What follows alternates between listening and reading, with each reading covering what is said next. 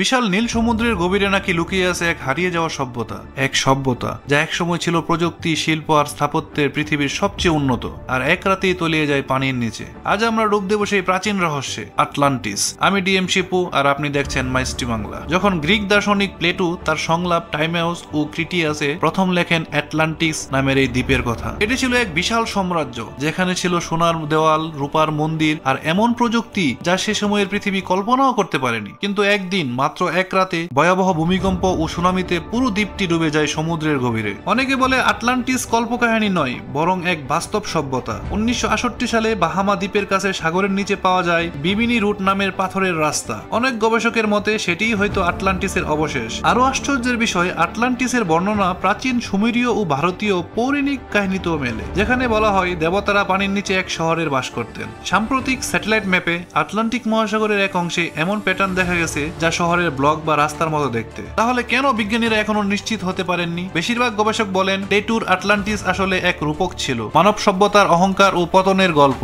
তবে ভূতাত্ত্বিকভাবে প্রমাণ মেলে যে 11,000 বছর আগে এক বিশাল সুনামি আটলান্টিক উপকূলে ভূমি ধ্বংস করেছিল। আর ওশেন ফ্লোর সোনার ম্যাপিং এ কিছু অস্বাভাবিক গঠন ধরা পড়েছে, যা প্রাকৃতিক নাকি মানুষের তৈরি তা এখনো বিতর্কিত।